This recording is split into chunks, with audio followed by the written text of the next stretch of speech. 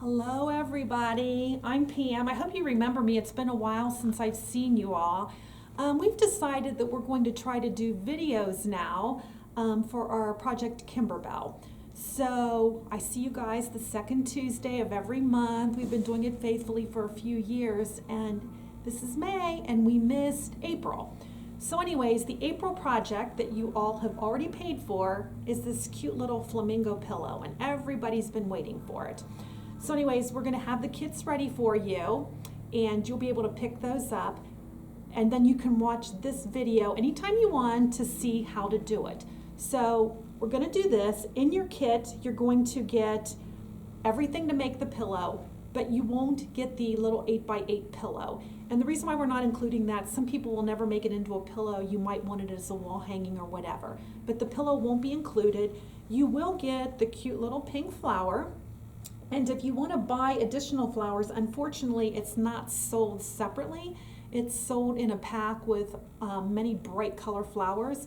There are 3 coral flowers that are also in it, and those are going to be used in a future project when we do a bag, a little denim bag.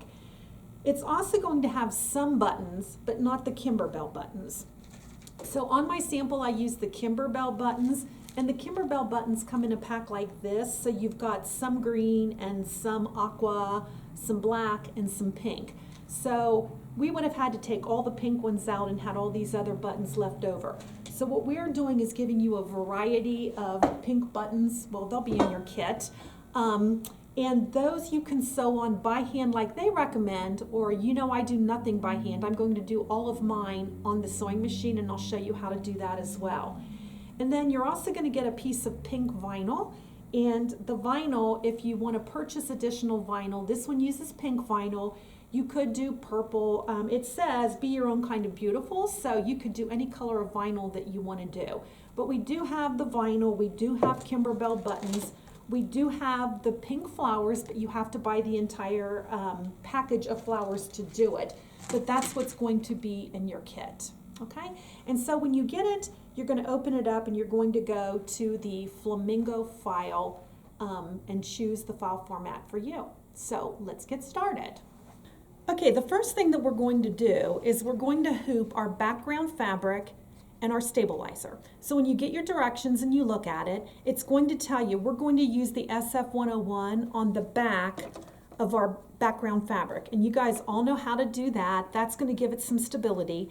And it's calling for cutaway stabilizer. So we're going to be using the no-show mesh, as you know that's a cutaway, and we're going to leave it in the project. It doesn't add any weight or any bulk.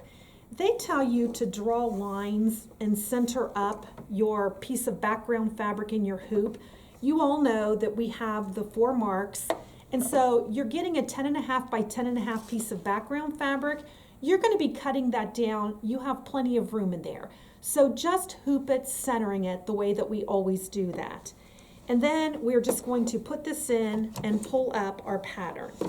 And so the first thing the machine is going to do, and by the way, if your hoop, I'm using an 8x8 hoop, which is what it's called for. If you're using a hoop and any of your fabric shows, you might want to tape it down just so that it doesn't slip. But when you get ready to start, the first thing that it's going to do is sew out the flamingos' heads. So I'm just going to go ahead and low my presser foot, and I'm going to sew the placement stitch for my flamingos' heads. So here we go. And I'm doing it in pink so that you'll be able to see it on my fabric. So here is our placement stitch.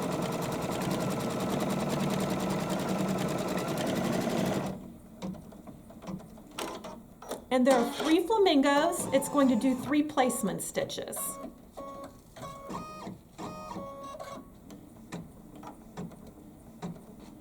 Okay, so the next part is to tack down your pink vinyl.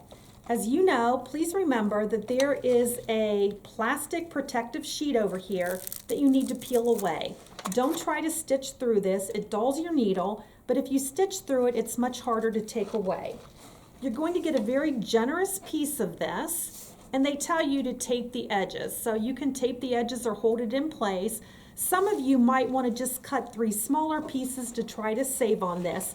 But what you need to know is this is going to be a raw edge tack down. So what I mean by that, usually when we tack something down and we trim it away, we have a satin stitch that finishes it. So I have pink thread in here, and I'm going to use my pink thread to tack it down, but there's not going to be a finishing stitch. So here's the good news and the bad news. I'm not going to see my tack down stitch, but when I get ready to trim, you're going to trim an 1/8 edge away from that stitch. The raw edge is going to show, but because my pink thread matches this fabric, it's really hard to see when you get ready to trim. I'm going to use the pink thread. I'm going to trim very carefully, but if you wanted, you could use like a black thread outline or a white thread outline so that you could see it easier. I'm not going to tape this. I'm just going to hold it. If you are not comfortable being around a sewing machine using your embroidery, then tape this in place. But I'm going to go ahead and lower my presser foot, and I'm going to stitch this down. So here we go.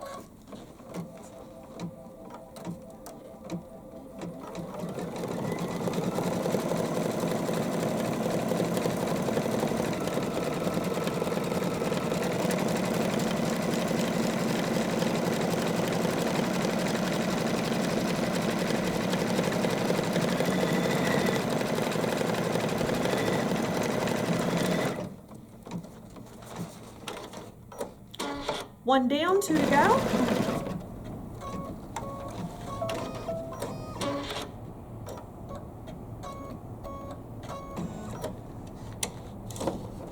Okay, so when you look at this, and I'm going to move it over to where I'm going to cut, you can see that the pink line is very hard to see. If I turn it over, you can see what they look like, but normally when we do a applique, we cut really close to the edge of this, and then we're going to do a satin stitch.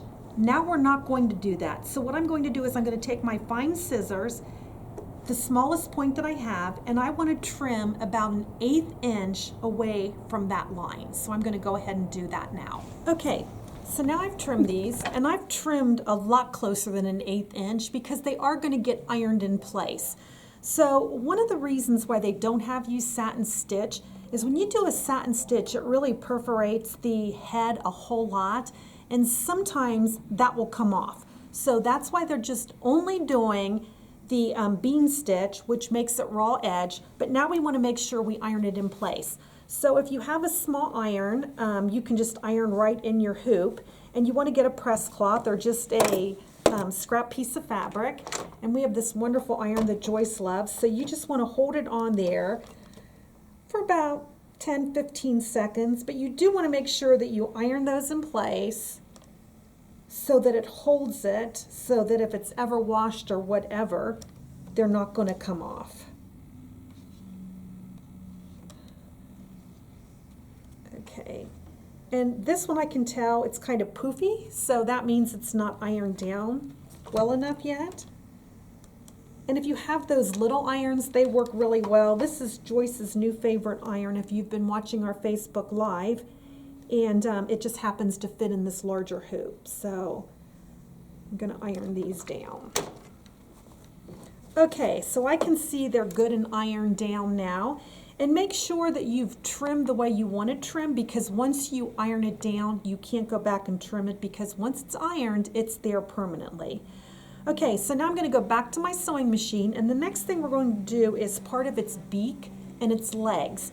And so I was using this bright pink from my flamingo, and what I'm doing now is I've changed to kind of a corally pink, so that it shows up on there. It's just a lighter shade, more corally. You just want to make sure that the color you choose, it's going to be the beak and the legs with no stop in between. So just make sure you choose wisely on your color.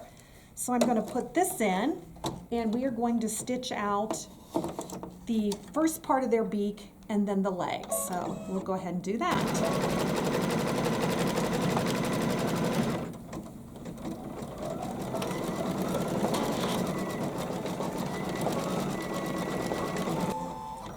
Okay, so you can see that it has, I'm going to hold this up. You can see that it has stitched out this part of the beak, it stitched out the legs, and it also stitched out a body image This is where the buttons are going to go for our third flamingo. So yes, this stitch out is supposed to be there, and you're just supposed to put your buttons within that and kind of overlapping that area right here. So now the next thing we're going to do is we're going to do the eyes on the flamingo and the beak part. Again, it has to be the same color. They used black, so I'm going to go ahead and put my black thread in the machine and we'll stitch out the beak and their eyes.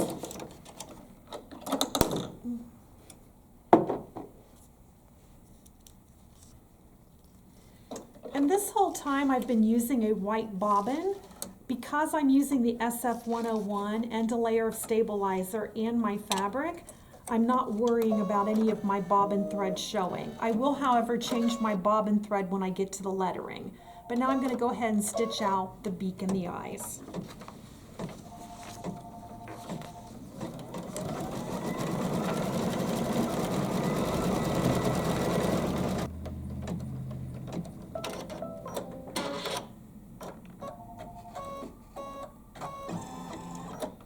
Okay, so the next thing that we're going to do is this first flamingo over here is going to be chenille. So some of you have done chenille, some have not, but the way chenille is done is it's going to give me a placement piece for the base of the flamingo, and then I'm going to add some other pieces on top. So the first thing that we're going to do is a placement line for our fabric.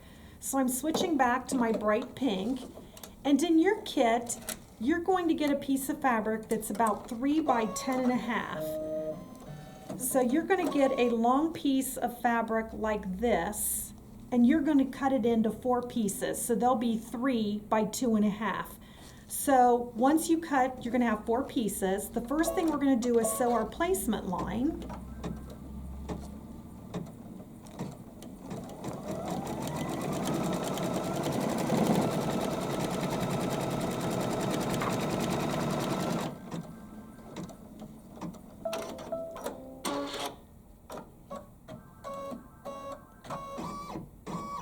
Okay, so after the placement line, I want to take my piece of fabric, just one of those 4 rectangles, and I want to make sure that it's covering that entire placement line, and I'm going to stitch it in place.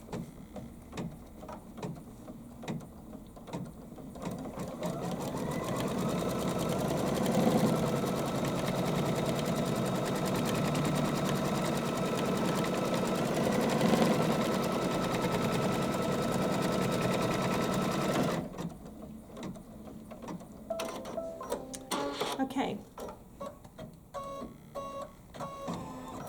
Once this is finished, we're going to do like any applique, and we're going to trim right up next to this line. It did a double tack down because we want to be able to go ahead and stitch right up next to that. So I'm going to take it out. I'm going to go to my cutting mat, and I'm going to cut real close to here.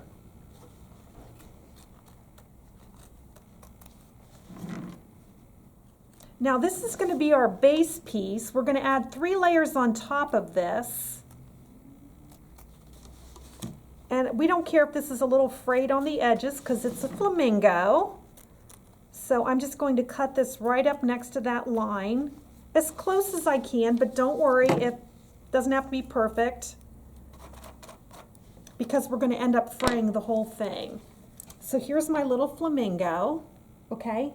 Now, when I take him back, the next thing that's going to happen is it's going to do a decorative stitch just around the edge of that part. So we want to make sure that bottom layer is good and tacked down.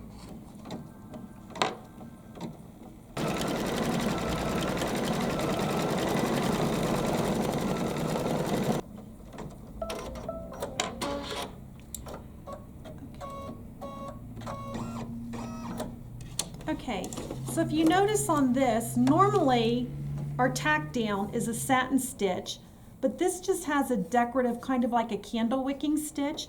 Don't worry if any of your fabric is fraying or shows because we're going to add 3 layers of fabric on top of this, and we're actually going to chenille it.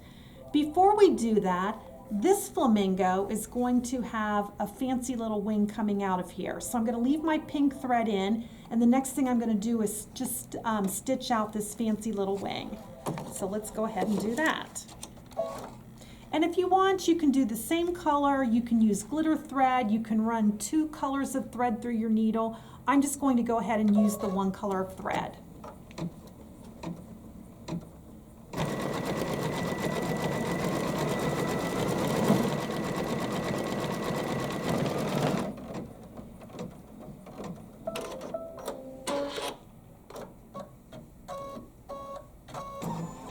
Okay, so you can see we have a cute little decorative wing there.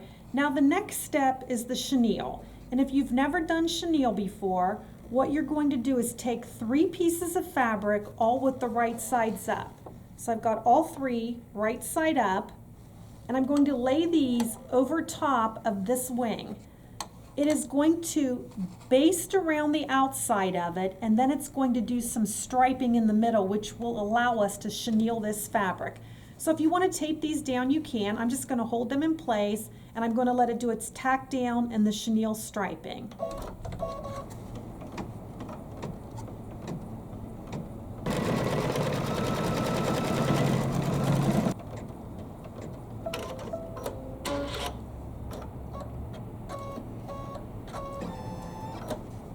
Okay, so I'm going to bring it over to my cutting mat. So when you look here, you can see that the outside is a basting stitch.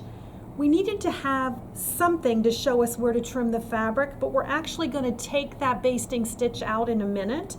But what I'm going to do is I need to cut 3 layers of fabric, and I like to cut them one at a time, but I'm just going to go ahead and trim around here as close to I can through 1 layer, and then we'll be back after that's finished. So I have trimmed all 3 layers of that flamingo, and I've left the basting stitch in for now. We're going to trim that in just a minute, but now we're going to do the lettering down here. Because I'm doing lettering, I did switch my bobbin thread to match it. So I'm going to use black thread for lettering, and I'm going to use it in my needle and my bobbin thread. There's only a few times that I actually match my bobbin thread to my top thread, and it's when I'm doing scroll work or lettering or anything that's just really fine detail. So we're going to go ahead and let the lettering stitch out.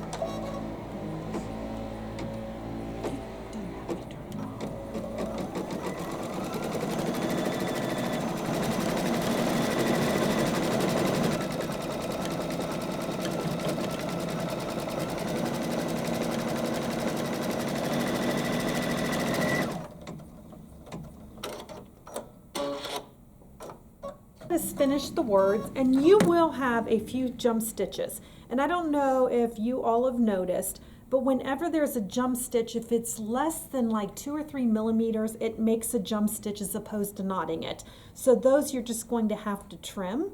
But now you are actually finished with the embroidery. Everything else is going to be done either through your sewing part of your machine or hand sewing. And you all know that I do no hand sewing, so we'll go back and show you how to do that. But the first thing that we need to do is we need to take out our basting stitch that is on this flamingo. I always find it's easier to take the basting stitch out when it's still hooped because there's still some tension on the fabric. So anyways, I'm going to go ahead. This is our stitch that we want to leave in to do our chenille, but the outside, the basting stitch, is the part that we're going to take out. So I'm going to go ahead and take that out right now.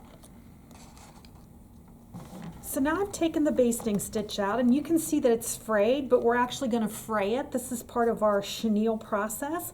So now what I'm going to do is I need to go through the top 3 layers and actually cut down this channel, So I could take my scissors and stick it through here. You don't want to disturb that bottom layer, but if you have a chenille trimmer, so this is a tool that we sell, and it is for chenilling something. And if you've never used one of these, I'm going to stick this purple thing under the 3 layers, not getting the bottom layer. And if you just press and cut, it just cuts through all of those layers. And if you don't get your basting stitch out, you might have to go from the other direction. But you can see that it just cuts. Okay? So then in the directions, and if you read or watch anything about chenille, it tells you to take an emery board to rough those up. I have never had luck with the emery board, so what I do is just take the point of my scissors and I just sit here and do this on the edge of it. And the more you do it, the more it roughs that up.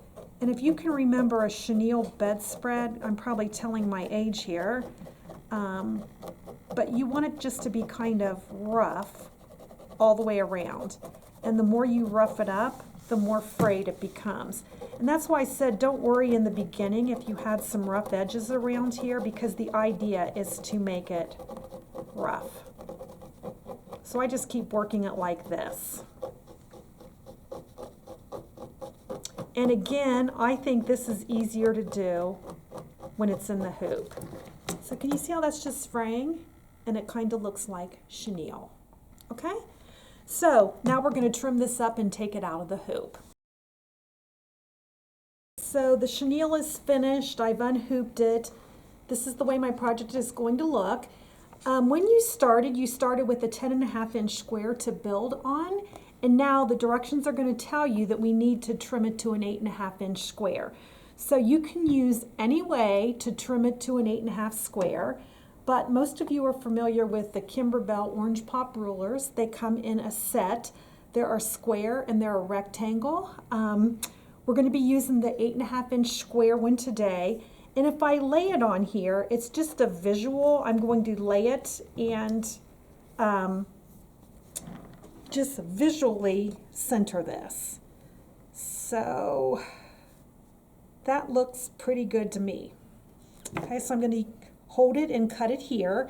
And if you've been watching any of our Facebook Lives, Joyce loves this Martelli. They've been promoting it. I can't live without it. But it had the ironing cover that I was using earlier. And right now I have it so that I can just lay this on here and not move my fabric, just cut once. So I'm going to use this and I'm just going to trim from side to side and just turn my mat and cut again. And keep doing that until I have all 4 sides cut.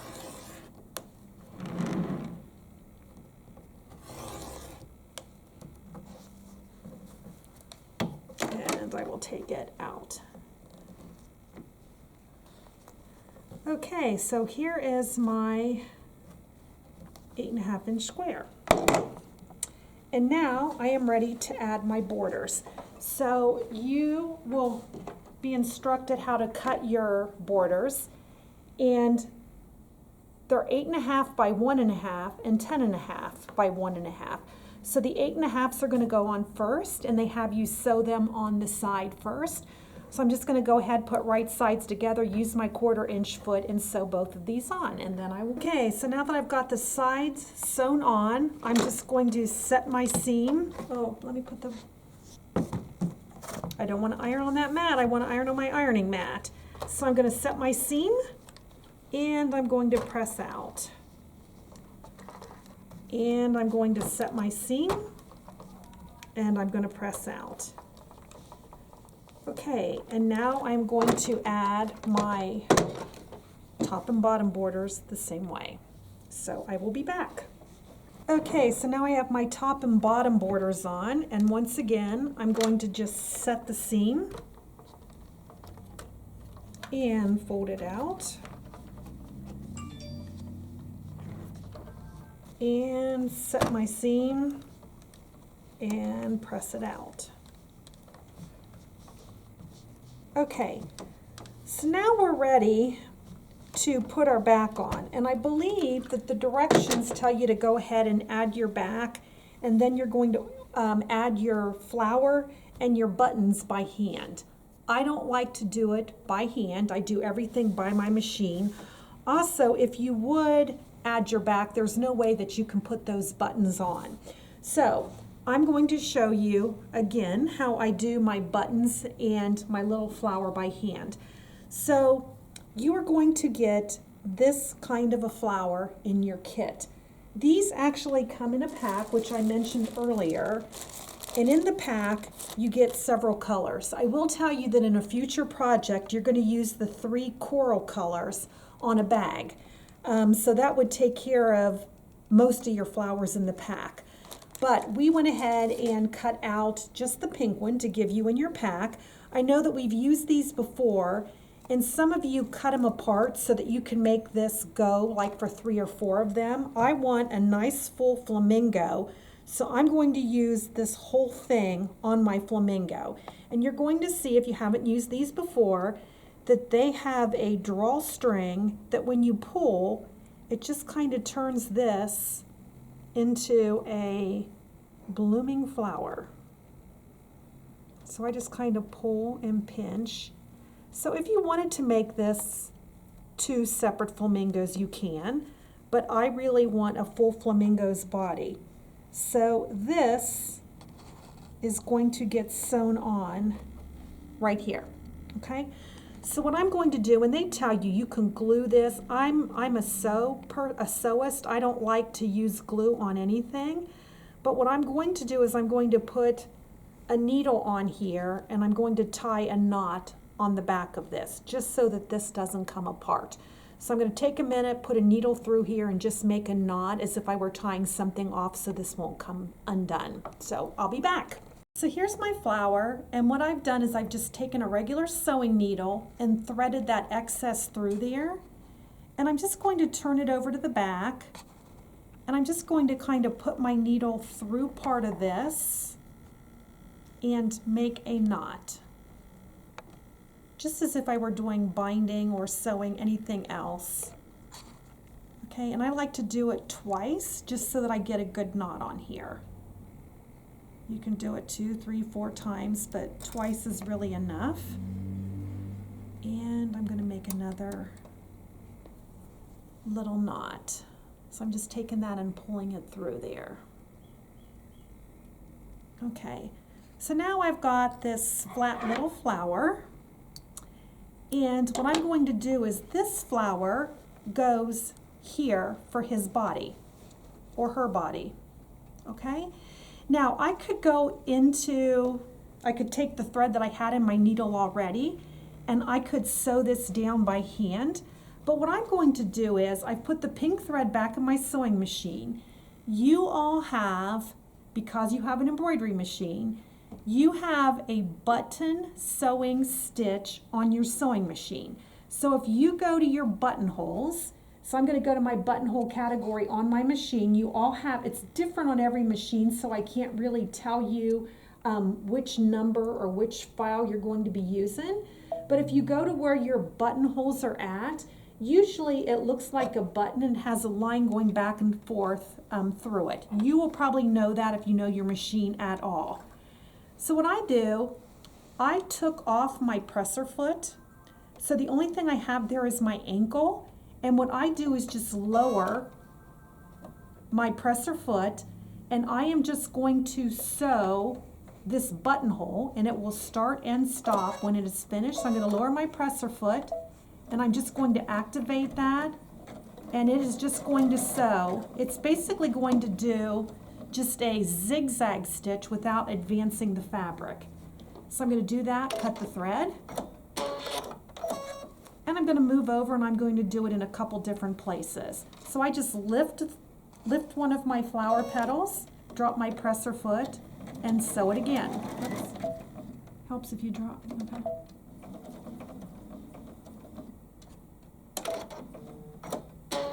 Okay, so 2's good, 3's probably better, but you can see how 2 has already held that in place. Done. I would still be threading my needle if I were doing it by hand. Okay, so again, you can do a couple, 2, 3, whatever. Okay, now I'm going to add my buttons here. And in your kit, you are getting several buttons. I think we put 25 buttons in everybody's kit. Again, in the kit, you could have used these buttons, and this is what Kimberbell used. The buttons are a little bit light. They look pretty. I had it on my sample that I showed in the very beginning. But if you wanted to purchase these, you could, and there's enough to do one flamingo. But we gave you 25 various buttons that are assorted. So what I'm going to do is I'm just going to get my buttons, lay them here, and show you how to sew a button on. Okay, so in your kit, you got an assortment of 25 different pink buttons. Occasionally we came across one that was a heart, etc. But what you're going to do is you're going to lay some buttons on here. Now when I did my sample, I went and I laid all 25 buttons on here, tried to make it look just as beautiful as I could. But the problem is when you start sewing the button on using your machine, they're all popping off, moving all over the place. So I just started up at the neck and just kind of moved down. And because these have 4 holes in them, or at least most of them have 4 holes in them, I'm going to come over to my machine. And again, I am just going to drop the needle into one hole. I lower my presser foot.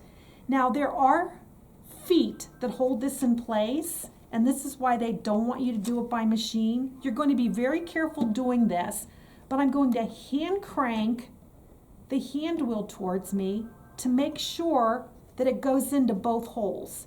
And you may have to adjust your stitch width.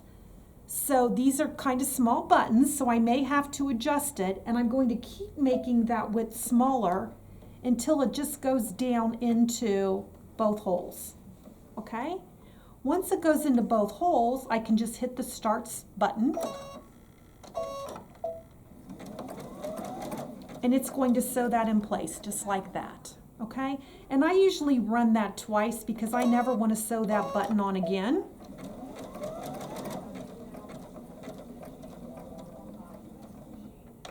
Okay, then I need to do the other 2 buttons, the other 2 holes. So I'm just going to lower my needle into it, always hand crank to make sure it clears both of them. You never want to assume. Start the machine, it sews it in place. And I usually run it twice.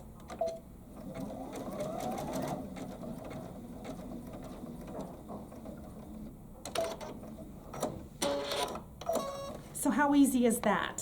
So then I'm just going to start stacking my buttons, just placing them one at a time and sew them in place. And you can use all 25, you can use any number you want, but just make sure that you cover this line and you do it so it's pleasing to your eye.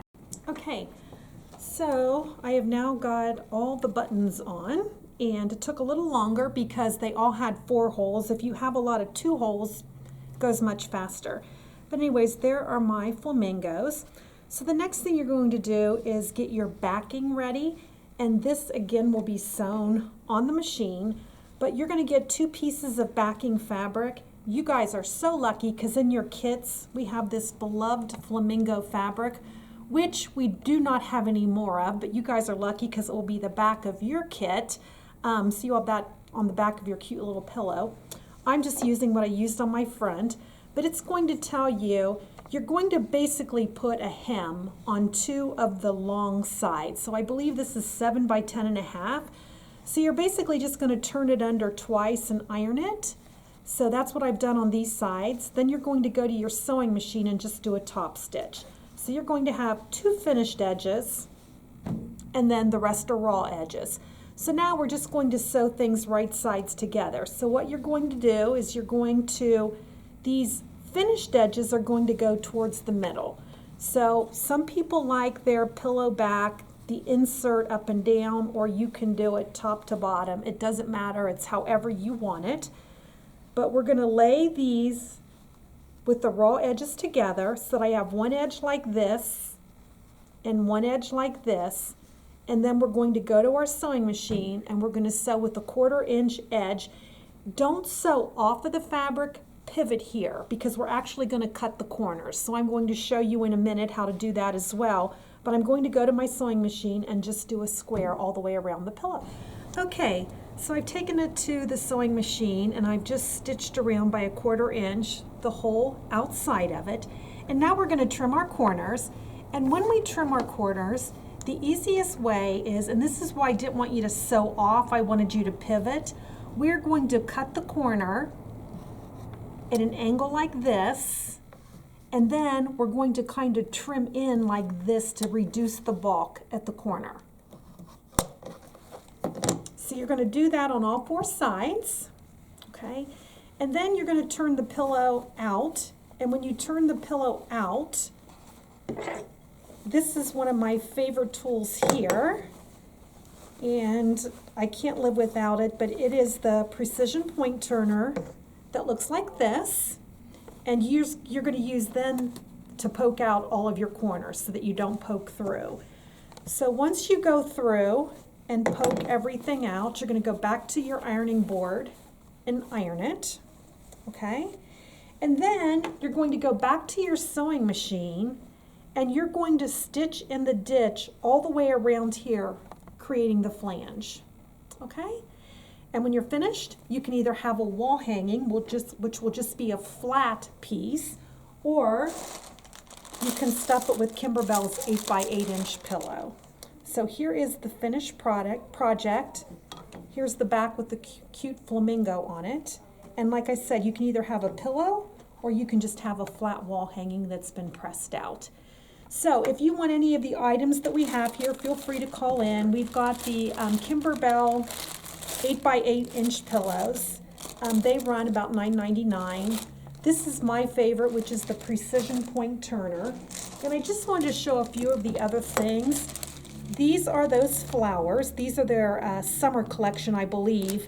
And if you stay in Kimberbell, again, this one will be used this time, and then the 3 orange ones will be used in a future project. We also have the buttons, which are really cute. We have vinyl in multiple colors. This was the pink that we used on the flamingos. And if you don't have a chenille cutter, these are really wonderful for cutting and doing your chenille. And then the other thing that we love are our orange pop rulers. And for Kimberbell projects, they have the square rulers, which is what I used on this project. And then there's also the rectangular rulers. So if you're interested, give us a call. We'll be happy to get them for you. Okay, looking forward to seeing you guys again next month. Thanks.